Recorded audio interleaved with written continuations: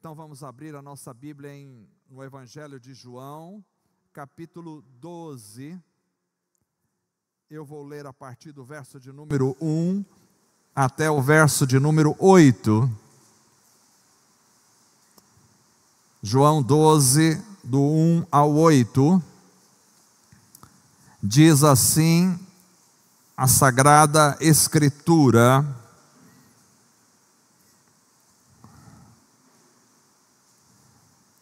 Foi, pois, Jesus 6 dias antes da Páscoa a Betânia, onde estava Lázaro, o que falecera, e a quem ressuscitara dentre os mortos. Fizeram-lhe, pois, ali uma ceia, e Marta servia, e Lázaro era um dos que estavam à mesa com ele. Então Maria, tomando um arrátel de unguento de nardo puro, ou se você quer na NVI, pegou um frasco de nardo puro, de muito preço, ungiu os pés de Jesus, e enxugou-lhe os pés com seus cabelos, e encheu-se a casa do cheiro do unguento.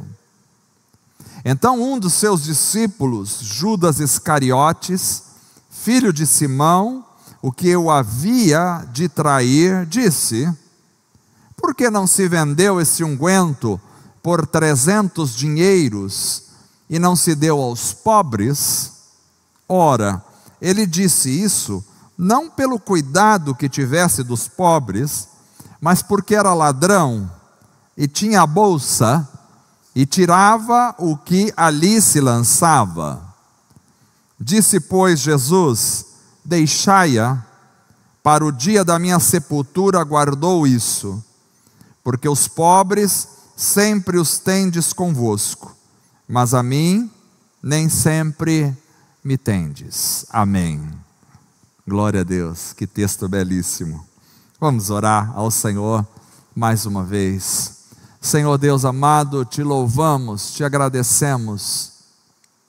Estamos aqui, Senhor, diante da tua palavra e confessamos, Senhor, a nossa incapacidade de nós mesmos de compreender as profundidades da tua palavra e de trazer uma reflexão que seja, ó Deus, pontual no coração dos irmãos. Mas pedimos pelo poder do teu Espírito Santo que assim aconteça essa noite. Que possamos, ó Deus, ser verdadeiramente alimentados por esta palavra esta noite. E que a graça, a alegria e a direção do Senhor esteja sobre a nossa vida. Oramos em nome de Jesus, pedindo e te agradecendo por tudo. Amém e amém.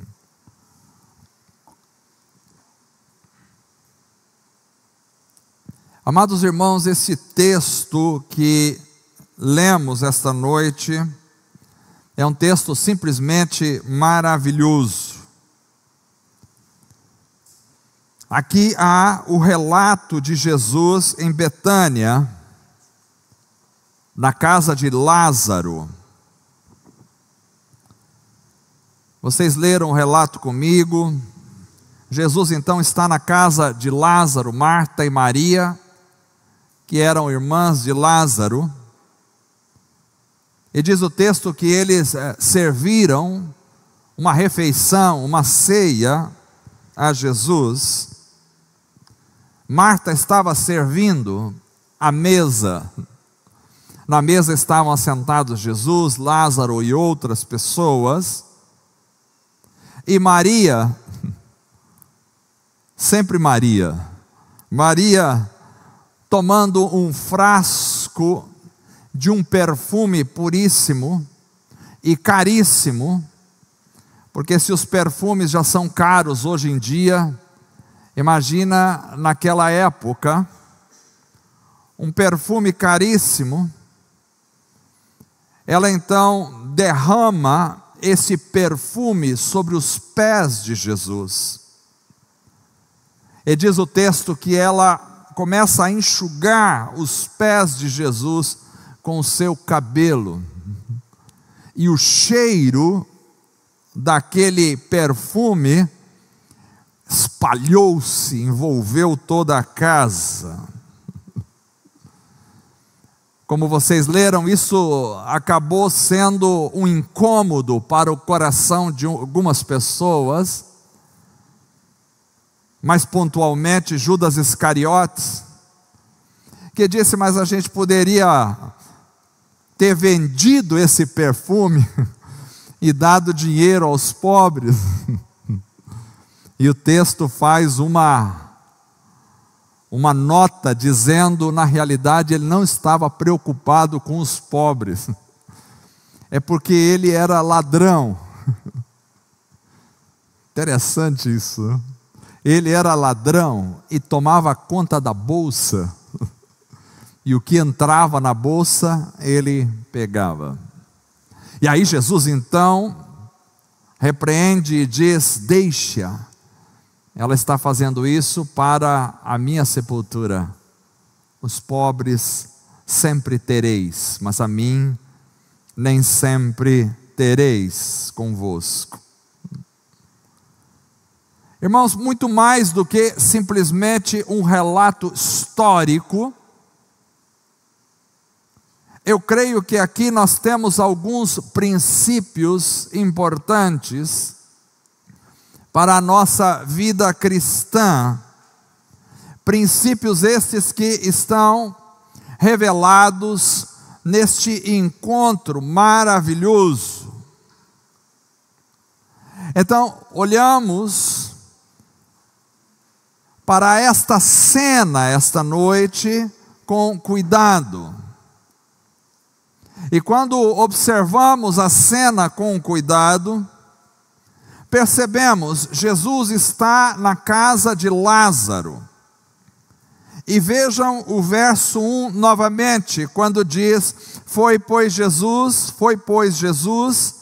6 dias antes da Páscoa a Betânia, onde estava Lázaro, o que falecera, e a quem ressuscitara dentre os mortos. Creio que aqui nós temos o primeiro elemento importante esta noite. Aqui nós temos a expressão da vida se encontrando com a realidade da morte. Nós temos Jesus, a vida. Como ele mesmo disse em João 14,6, eu sou o caminho, a verdade e a vida. Temos a vida, mas nós temos também Lázaro, e o texto relata e faz questão de anotar aquele que falecera. Nós temos a vida por um lado, Jesus, e temos Lázaro, que foi acometido pela morte, que faleceu.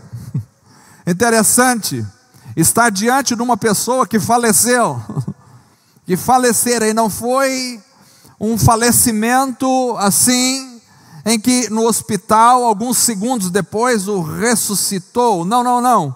Foi um falecimento de 4 dias, 4 dias morto, sepultado já. E o texto diz que Lázaro, aquele que falecera, estava ali. Mas aí ele diz, e também que foi ressuscitado, porque aquele a quem Jesus ressuscitou. Então nós temos algo importante aqui de observar, que quando a verdadeira vida se encontra com a morte, quando nós temos o choque da vida verdadeira com a morte, nós temos um resultado disso tudo, e o resultado é a ressurreição, porque a morte foi vencida pela vida. Esta é a primeira realidade que creio que precisamos viver. Ou seja, a realidade da vida ressurreta em Cristo Jesus. Esta é a primeira experiência que precisa tomar conta da nossa vida, do nosso coração. A realidade da vida ressurreta em Cristo. É quando a morte presente em todo ser humano, porque todos pecaram e todos estão mortos diante de Deus, a morte presente em todo ser humano se depara com a vida que emana de Cristo Jesus.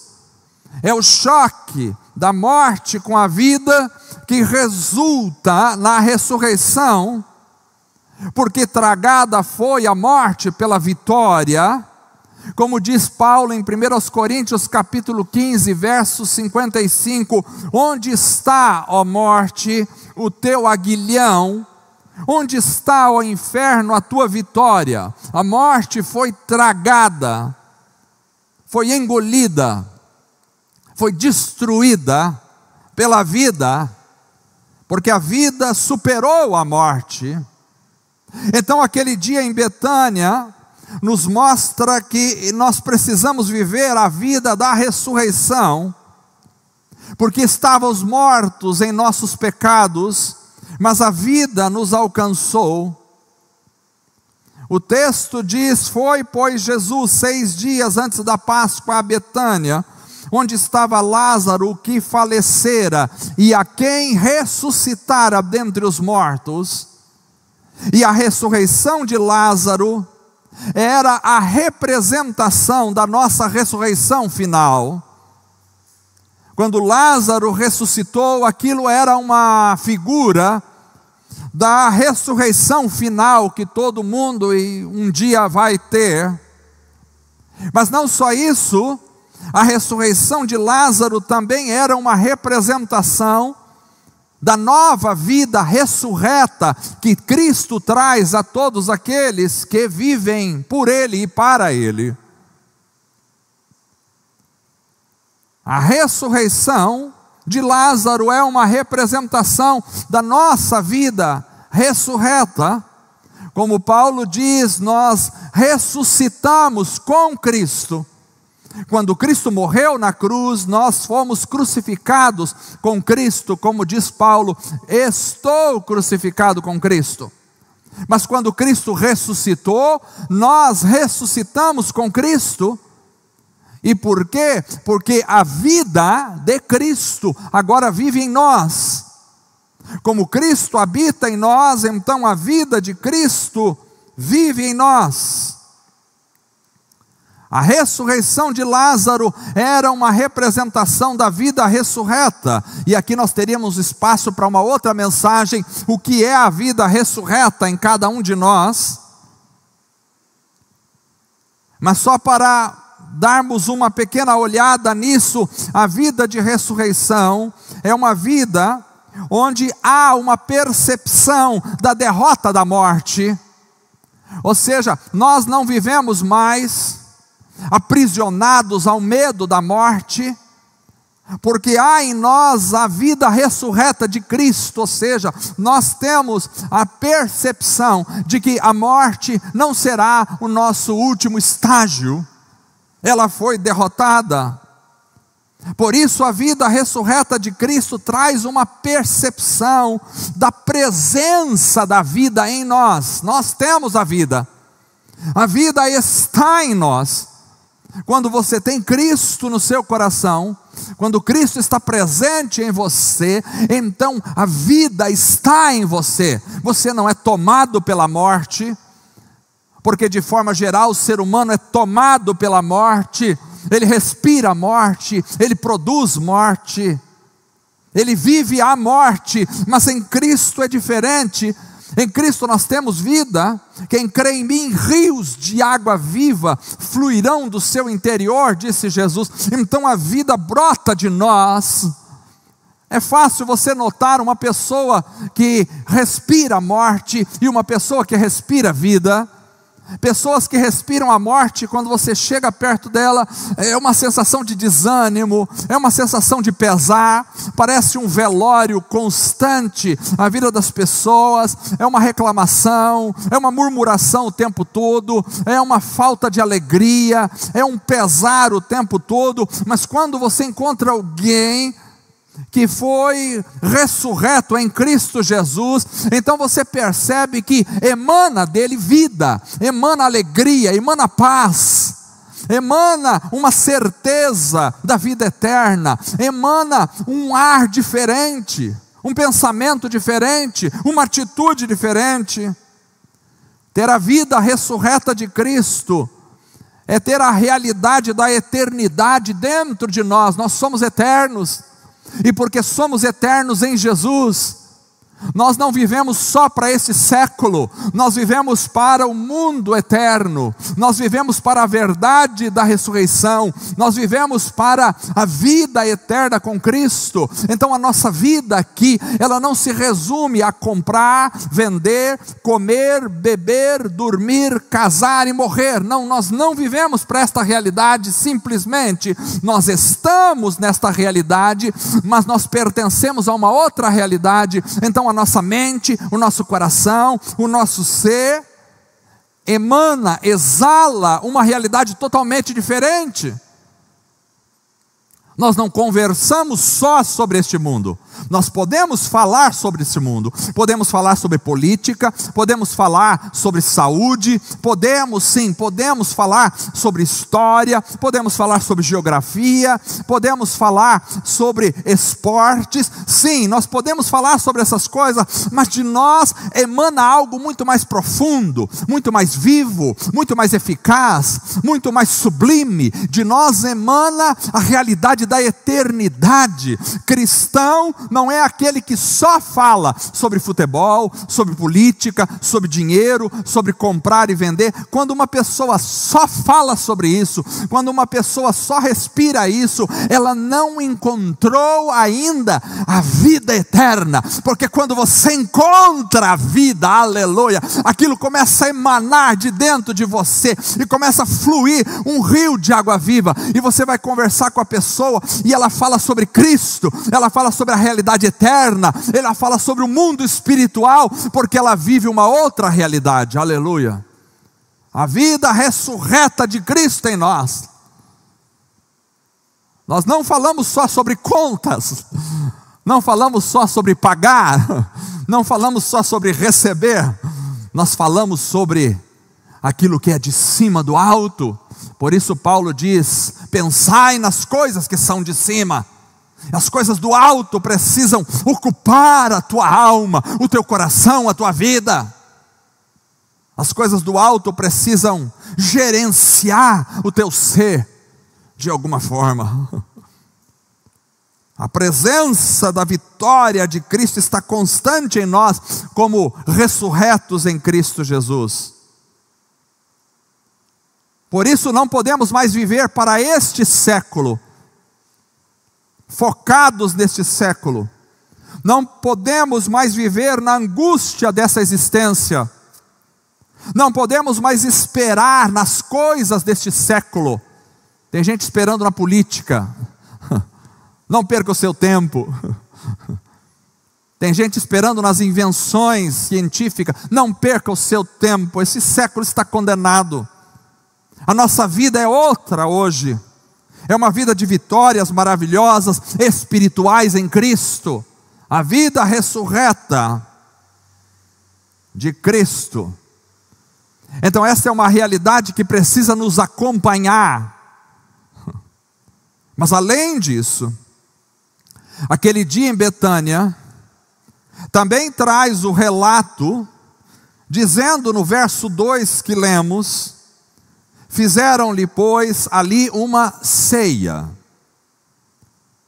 E Marta servia. Marta está sempre servindo. E Lázaro era um dos que estavam à mesa com ele. Então havia uma ceia, havia o serviço, havia uma mesa.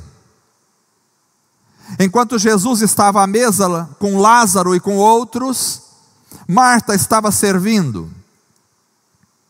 E isso também é fundamental, porque onde a vida chega, não só a morte é desfeita,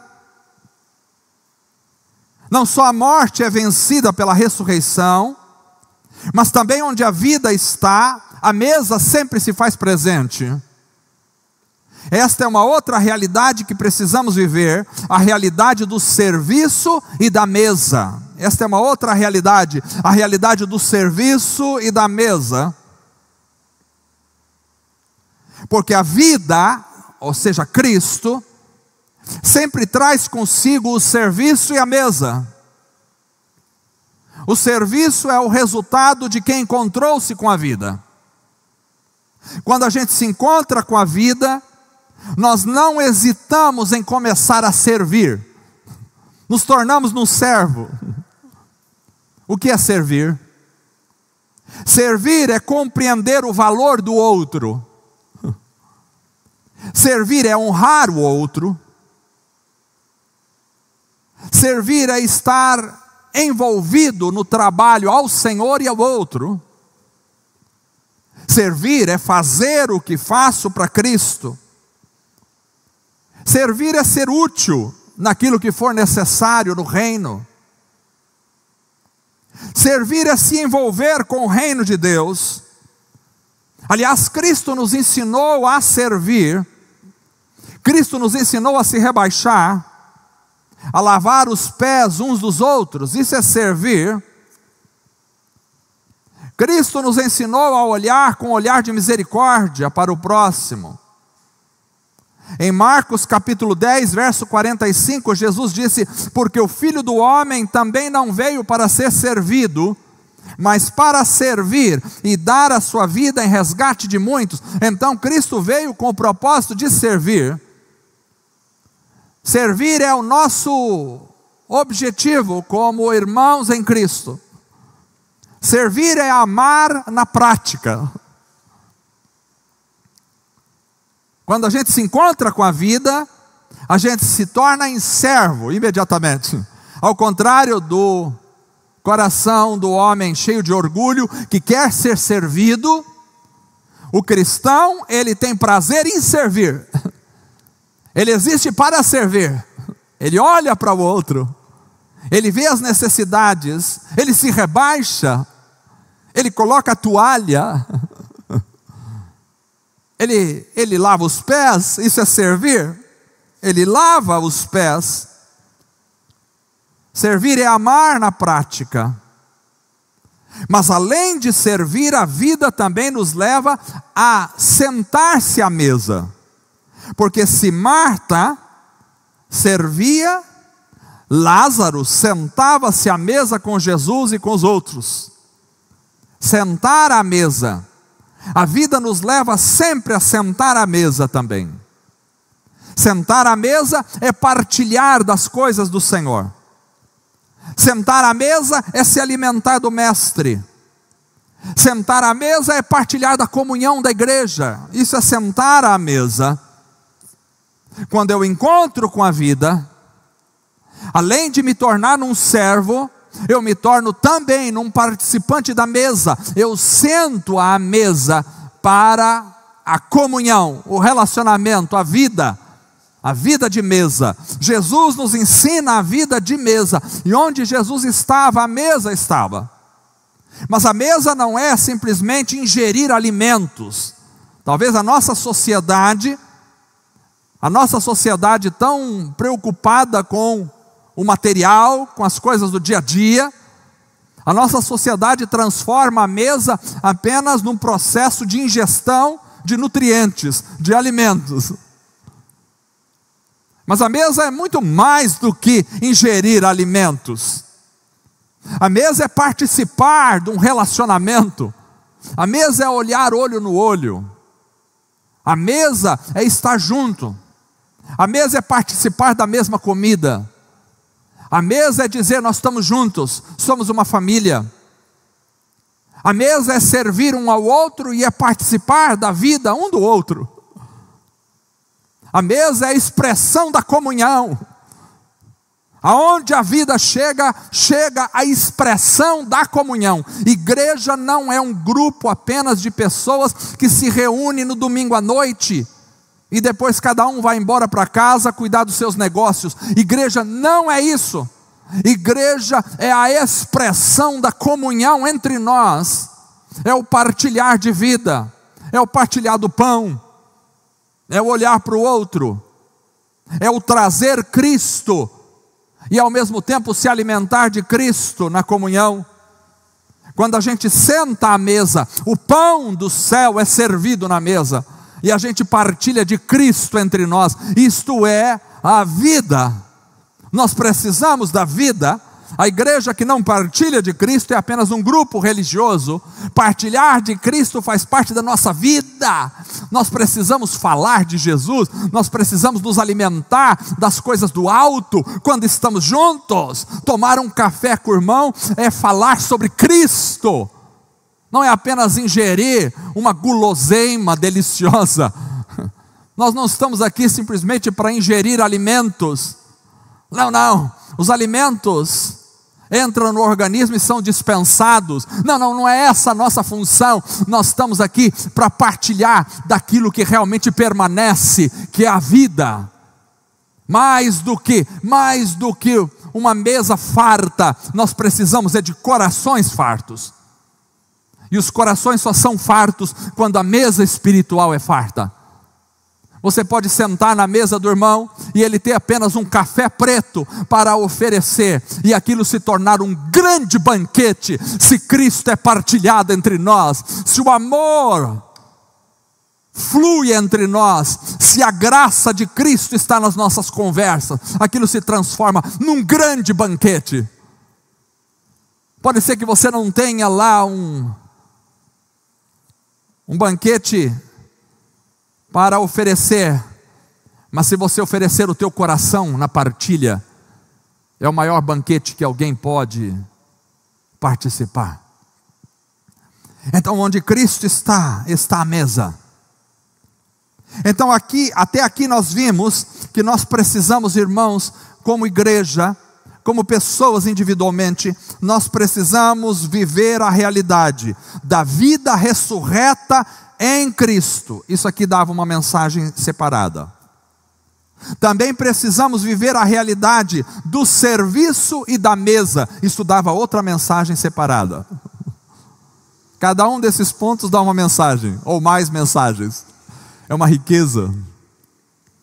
Mas vamos caminhar no texto, porque além disso, o texto ainda continua dizendo: então, preste atenção, então Maria, tomando um frasco de nardo puro, de muito preço, ungiu os pés de Jesus, e enxugou-lhe os pés com os seus cabelos, e encheu-se a casa do cheiro do unguento. Irmãos, diante da vida, não só nós temos a ressurreição, não só nós temos o serviço e a mesa, mas também, e isso é de suma importância essa noite, mas também, diante da vida, há uma entrega total, sem limites de custo, de valor, inestimável. Estava vendo ali aos pés de Jesus uma entrega inestimável. Era um perfume caríssimo. Porque sempre diante da vida nós temos esta entrega inestimável. Diante da vida há um despejar-se, há um derramar-se, há um envolver-se, há a expressão de profunda adoração aos pés do Senhor. É isso que está vendo aqui. Vocês prestaram atenção, tem o Lázaro, que representa a vida ressurreta, tem a mesa, tem o serviço, mas também tem a adoração, a rendição, a entrega total. Não só a vida representa, não só a vida traz a ressurreição ali presente, não só o serviço e a mesa são trazidos pela vida, mas também a adoração. Por isso precisamos viver a realidade da adoração aos pés do Senhor. Porque se a vida está presente, se nos encontramos com a vida verdadeira, então o resultado é a adoração, a entrega total. Preste atenção, nós quando nos reunimos, não precisamos implorar às pessoas: adore ao Senhor Jesus agora. Você precisa adorar, levante sua mão, vire para o lado, faça isso, se ajoelhe, reclame. Não precisamos falar dessas coisas, a menos que as pessoas não se encontraram com Jesus ainda. Porque quando você se encontra com a vida, ninguém falou para Maria, traga o perfume. Ninguém falou. Ninguém falou para Maria, olha os pés dele. Ninguém falou. Ela achou o lugar. Ela se prostrou. Ela foi para o chão. Ela abriu o perfume. Ninguém disse, pegue o mais caro. Ninguém precisou dizer isso. Ela foi a tudo aquilo que lhe custava. Ela foi a um ano inteiro de trabalho. Ela se derramou diante do Senhor. Adoração em que o povo precisa ficar sendo manipulado. Levanta a mão, abaixa a mão, faça isso, senão ninguém faz nada. Não é adoração. Porque quando a gente se encontra com Jesus, a gente se derrama na presença dEle. Quando você encontra a vida, você se derrama, você se envolve com aquela adoração. Maria se envolveu de tal forma que os seus cabelos se transformaram agora numa toalha. E ela enxuga os pés do Senhor com os próprios cabelos. Você sabe o que é isso? Irmãos, Paulo nos mostra nas Escrituras o significado do cabelo da mulher para aquela época. Hoje em dia o cabelo da mulher não tem o significado para a mulher que tinha naquela época. Porque Paulo mostra que o cabelo representava a honra da mulher. Em Coríntios capítulo 11, 1 Coríntios capítulo 11, verso 15, ele diz: mas ter a mulher cabelo crescido lhe é honroso, porque o cabelo lhe foi dado em lugar do véu. Então o cabelo representava a honra feminina. Não só isso, o cabelo representava a pureza,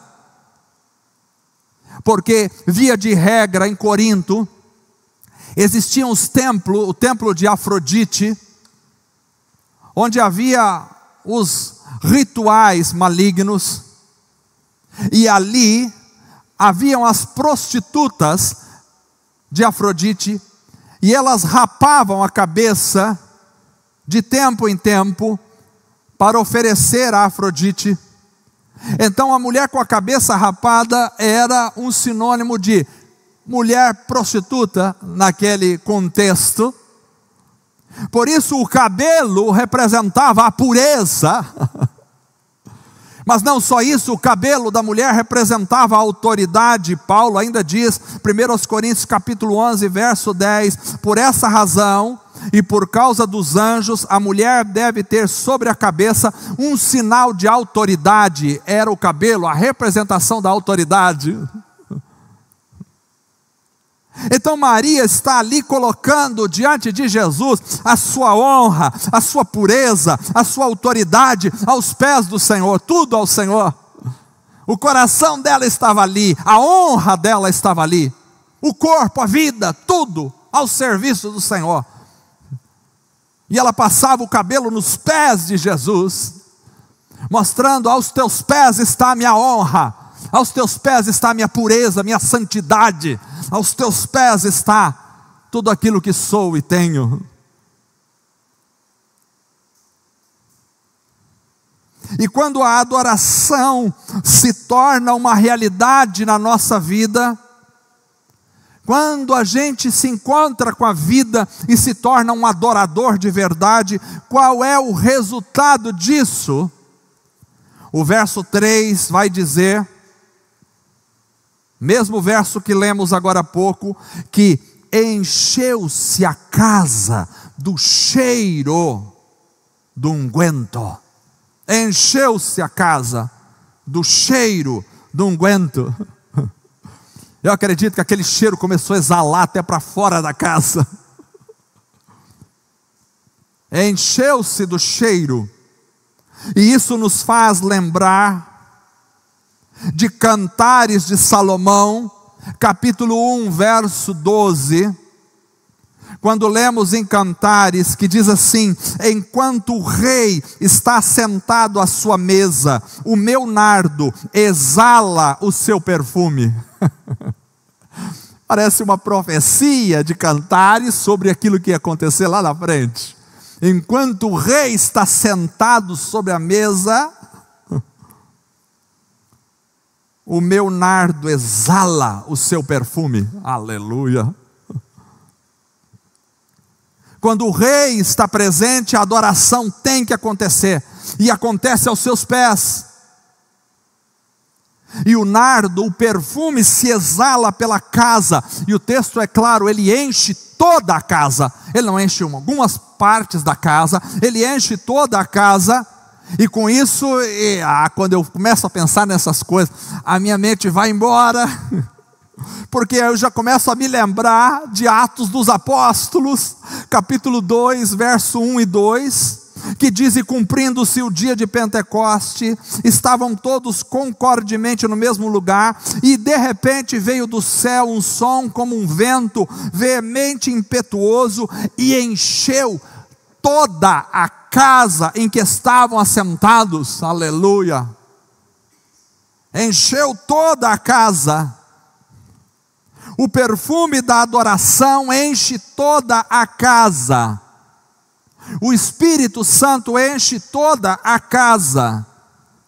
Porque quando a adoração a Cristo, quando há adoração a Cristo, então o Espírito Santo de Deus se manifesta enchendo toda a casa. A casa é a minha vida, é a sua vida. E quando você tem uma vida de adoração a Deus, então não é parte da sua vida, mas toda a tua vida é invadida pelo perfume. Quando você tem uma vida de adoração a Jesus, então o Espírito enche toda a sua vida. Toda a vida se torna cheia, a ponto de exalar o cheiro para quem se aproxima.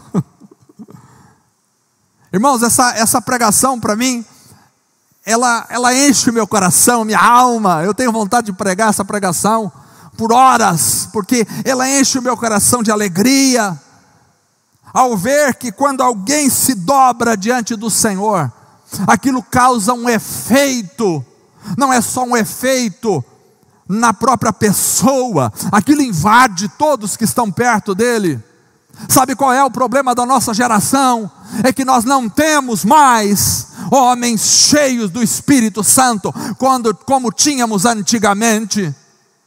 Porque quando os homens são cheios do Espírito Santo, nós estamos diante de um fenômeno capaz de invadir a todos que estão perto. Pedro era cheio do Espírito Santo, e o texto diz que quando Pedro passava, a sombra de Pedro curava as pessoas. Paulo era cheio do Espírito Santo, e onde Paulo chegava, os demônios se agitavam, e o mundo espiritual se agitava, porque ele era cheio do Espírito Santo. Mas não são só os homens, os apóstolos do Senhor, não são só os homens da igreja primitiva, como Estevão, que era o cheio do Espírito Santo, que os homens ao olhar para ele viam um rosto como de um anjo. Não é só nesta época, não. Na história nós vemos homens cheios do Espírito Santo, que andavam pelas ruas da cidade, e que o povo era impactado pelo poder do Espírito Santo. Homens que foram usados por Deus na história, cheios do poder do Espírito Santo. Irmãos, nós precisamos voltar a esse tempo. Precisamos voltar a esse tempo, porque quando você é um homem, uma mulher de adoração, vai encher a casa, e o perfume vai se espalhar pelo ambiente, e as pessoas vão começar a notar a diferença. Quando você chegar cheio do Espírito Santo em um ambiente, é como alguém que chega extremamente bem perfumado, e o ambiente se transforma na hora. As pessoas dizem: mas que coisa gostosa, que sensação maravilhosa que está acontecendo. Hoje em dia a gente chega no lugar, e em via de regra, era, a coisa continua do jeito que está, as pessoas continuam falando piadas absurdas, as pessoas continuam falando bobagens, as pessoas continuam fazendo coisas erradas, e ninguém é tocado pela presença de um homem, de uma mulher cheio do Espírito. Por quê? Porque talvez na nossa geração, poucos são os cheios do Espírito Santo. Eu vos chamo esta noite, igreja, para dobrarmos os nossos joelhos e clamarmos ao Senhor. Nós precisamos ser cheios do Espírito Santo, para que o perfume possa exalar, como diz a palavra, espalhando por todos os lugares o cheiro do conhecimento do Senhor. Aleluia. Precisamos. Quando aquela mulher se dobra diante do Senhor e abre o seu perfume caríssimo, ela se entrega de corpo, alma, e aqueles cabelos enxugando os pés de Jesus, colocando a sua honra, colocando a sua pureza, colocando a sua integridade nas mãos do Senhor naquele lugar. Aquilo não passou despercebido, aquilo invadiu a casa toda. Invadiu a casa toda, porque depois de ressurreto, depois de aprender a sentar à mesa, depois de aprender a servir, você também precisa aprender a ser cheio, repleto da adoração e do poder do Espírito Santo na sua vida.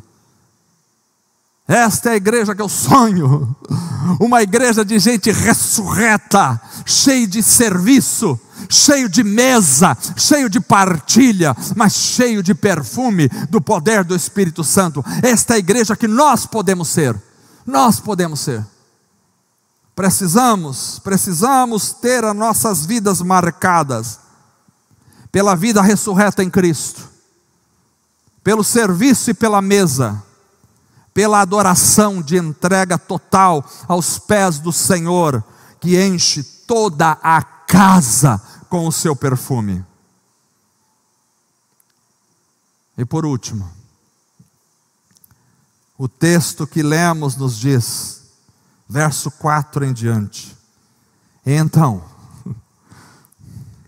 preste atenção, irmãos, onde há vidas ressurretas, onde há serviço, onde há mesa, onde há perfume da adoração, então as trevas começam a se manifestar.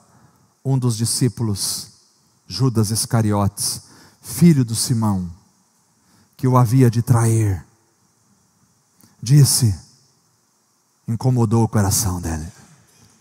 Nós precisamos ser gente que incomoda o inferno. Precisamos voltar a incomodar o inferno. Em nome de Jesus, você precisa incomodar o inferno com a sua vida. Vivemos vidas tão fracas hoje em dia no meio cristão, que me parece que o diabo está tirando férias lá em Bahamas, tomando suco de laranja, porque nós estamos incomodando o inferno com a nossa vida. Mas naquele momento, o inferno foi incomodado, e um ladrão se levantou, porque não se vendeu este unguento por 300 denários, dinheiros, e não se deu aos pobres.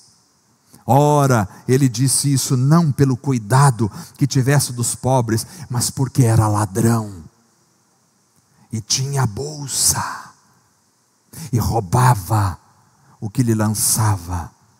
E imediatamente disse Jesus: deixai-a, para o dia da minha sepultura guardou isso. Os pobres sempre os tendes convosco, mas a mim nem sempre me tendes. Aqui, irmãos, nós temos as lutas se manifestando, porque quando há vida de ressurreição, quando há vida de serviço, de mesa, vida de adoração, então as lutas se levantam, o inimigo se manifesta, a traição se apresenta, o roubo, a crítica, a malignidade, o incômodo, a falsidade se levantam imediatamente. Você tem medo de ser criticado? Se você for cheio do Espírito Santo, você será criticado pelas trevas. Se você se entregar em adoração, imediatamente as críticas se levantarão. Se você e eu não recebemos críticas das trevas, talvez seja porque a gente não está em adoração. Talvez seja porque o perfume não está vazando pelos nossos poros. Talvez porque nós não tenhamos o cheiro de Cristo. Porque quando acontece o cheiro espalhado, então a malignidade se levanta. E tudo isso sorrateiramente em nome de uma boa ação. Poderia ser vendido e dado aos pobres. A luta vem, irmãos, para tirar Jesus do foco, do centro, e colocar outros centros na vida da pessoa. Mesmo que seja em nome de uma ação social. Mas se o foco sair de Jesus, estamos perdidos. O foco da vida cristã é Cristo.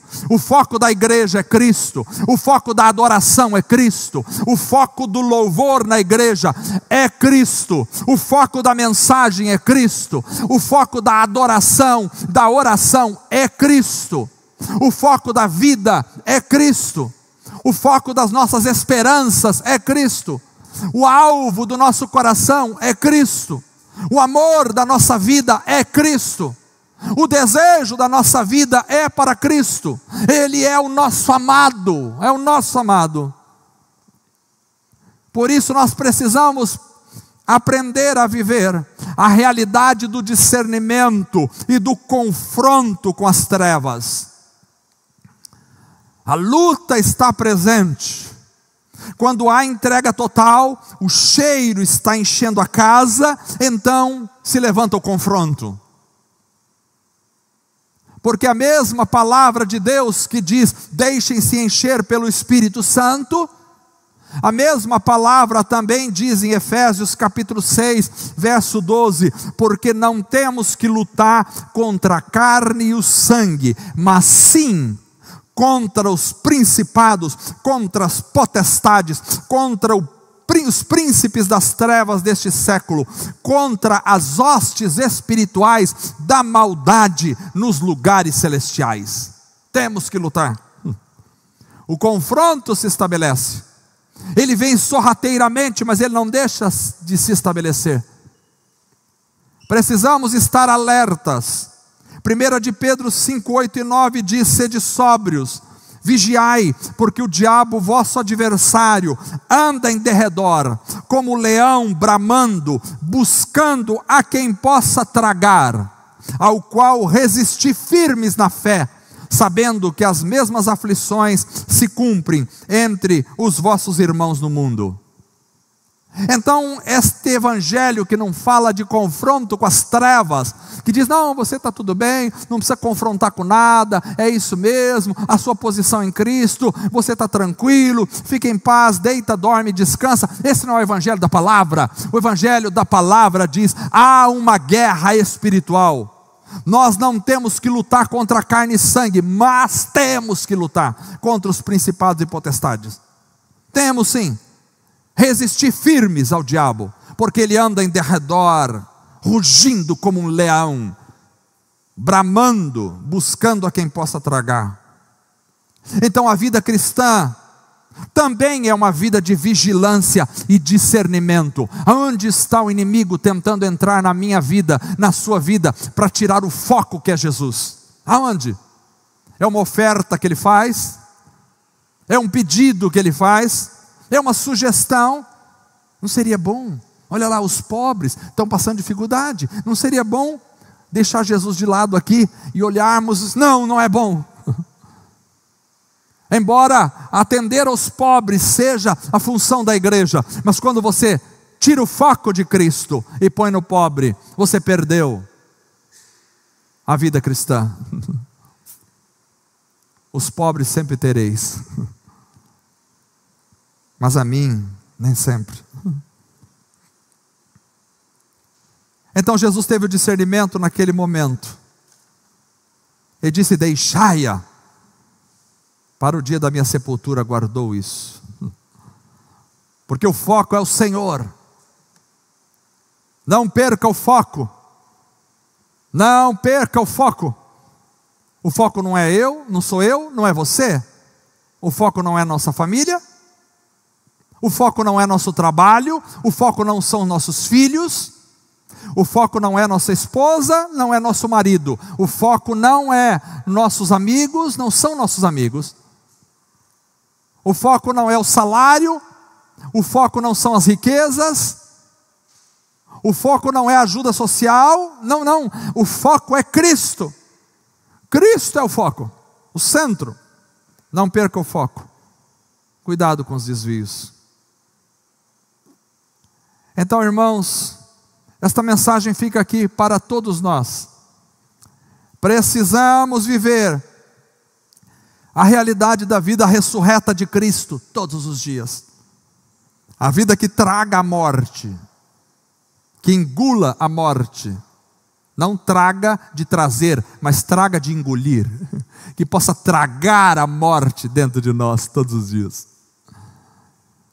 A vida de Cristo que possa tomar conta do nosso ser, dos nossos pensamentos, das nossas intenções. Precisamos da realidade do serviço e da mesa. Precisamos da realidade da adoração completa aos pés do Senhor. E precisamos da realidade do discernimento e do confronto com as trevas. Esta é a vida da igreja. Tudo isso estava naquele dia, naquela manhã, naquela tarde, daquela casa em Betânia. Glórias a Deus. Vamos ficar em pé para a gente orar.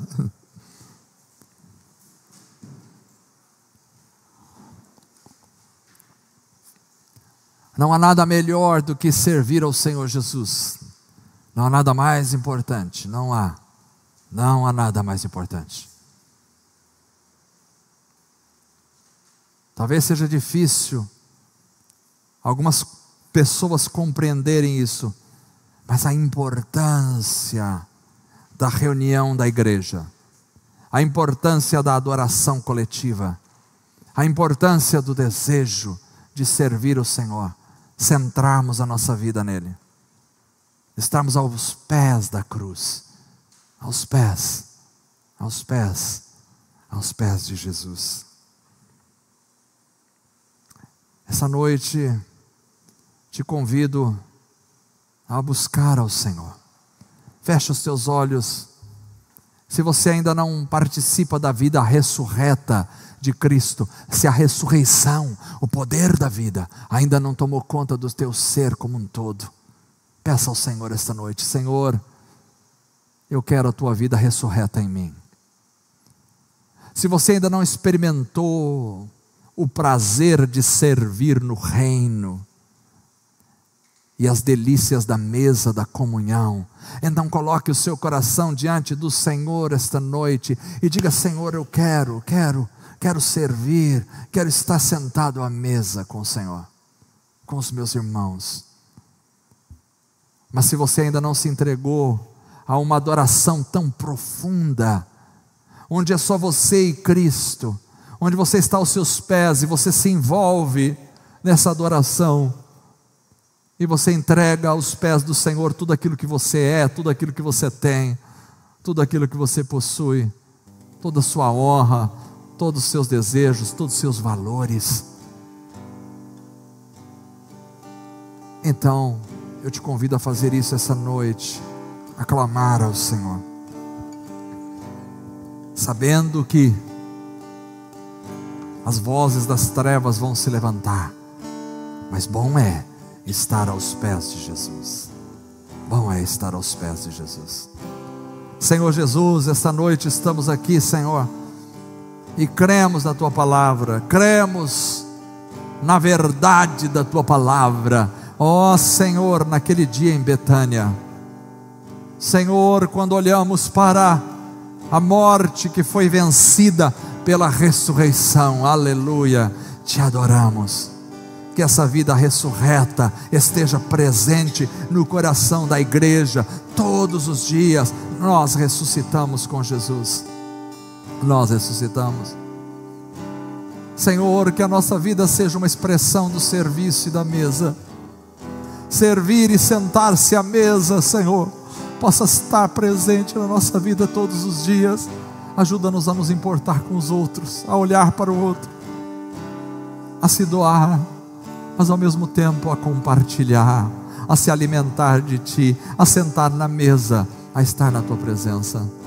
Ajuda-nos a nos dobrarmos, Senhor, diante de Ti, como Maria fez naquela ocasião, e a extravasarmos o perfume, Senhor, da nossa entrega ao Senhor. Oh, que essa adoração encha a casa, encha a nossa vida, encha-nos com o Teu Espírito, e assim, Senhor, possamos ter o discernimento da luta onde estamos envolvidos, resistir firmes, resistir ao diabo, resistir às tentações, servindo ao Senhor com alegria. Age no meio da igreja, dá-nos sabedoria para não perdermos o foco, dá-nos discernimento, age no meio do Teu povo, em nome de Jesus, amém. Vamos cantar esta noite com alegria, em nome de Jesus.